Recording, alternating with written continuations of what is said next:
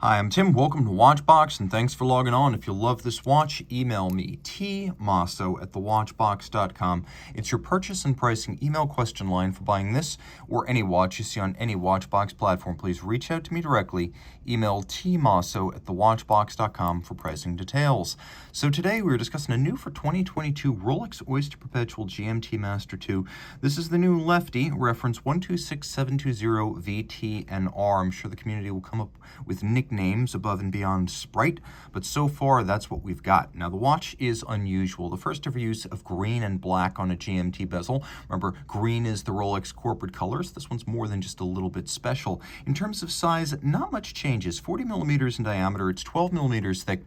From lug tip to lug tip, it's 48.2 millimeters. From end link to end link, it's 51 millimeters across the wrist, and there is a 20 millimeter spacing between the lugs.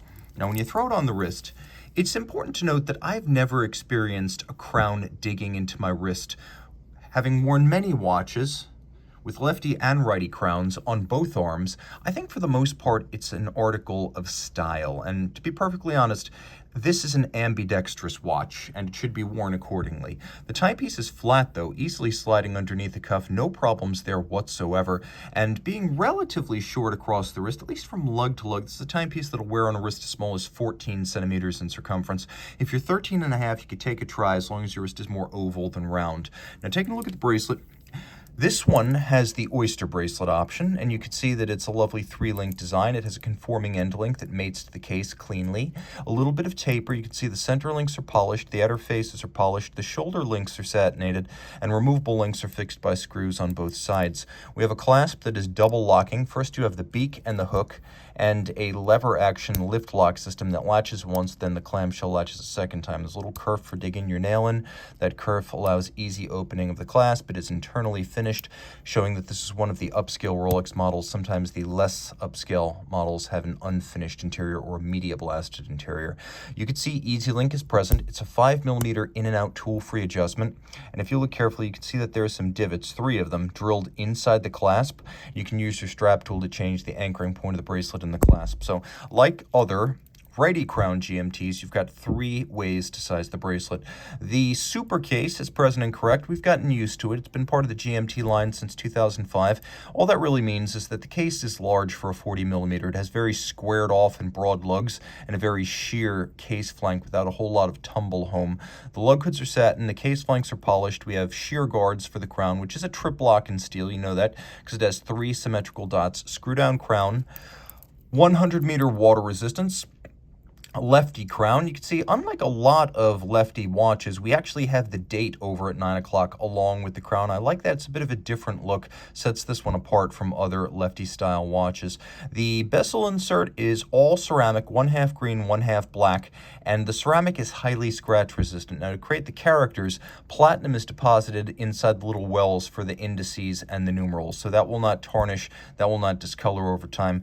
Very lightly cambered sapphire crystal, and then we've got the Cyclops eye magnifier and a dial that has a gloss black lacquer base with white gold hands and white gold indices. We'll take a quick look at the lume, and you'll note that there's absolutely no shortage of it, and that all 4 hands are lumed, and it is easy to read the second time zone in the dark. But if you want to read the third time zone, the way you do this conventionally, in theory you could set any time zone and use an offset, but the original notion, when this watch was just the GMT Master back in 1954, was that you would set the time to Greenwich Mean Time and then use the GMT offset to calculate a second time zone with the bezel. Well, now that we can set the 12-hour hand and the 24-hour hand separately from each other, you can actually set that green lacquered 24-hour hand to say Greenwich Mean Time, and then use the GMT offset of your airport of destination to actually read the time on the bezel. So you can temporarily read 3 time zones. Oyster case back, solid, screw down. Inside, it's the same caliber 3285 you'll find on the other GMT Master IIs these days. Automatic winding, it uses the Rolex Chronergy escapement to achieve a 70-hour power reserve. It is a bi-directional automatic winder, pivots on 31 joules. It has a 4 hertz beat rate.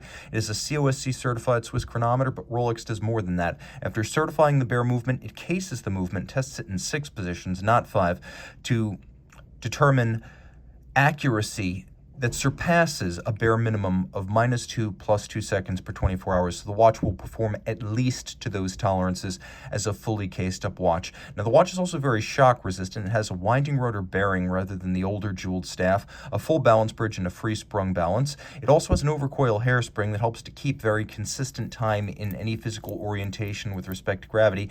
And that handmade Breguet overcoil is made of a blue oxidized niobium zirconium that is highly anti-magnetic. Rolex calls that Parachrom blue. Rolex makes every part of the watch. The case, the bracelet, the dial, the hands, the movement. It makes its own shock protection, Paraflex for the movements, and lubricants used in the movement. The case, the bracelet, the clasp made in Rolex's own facility, 904L stainless steel, which, for example, does not need to be rinsed after seawater exposure. It is extra resistant to corrosion.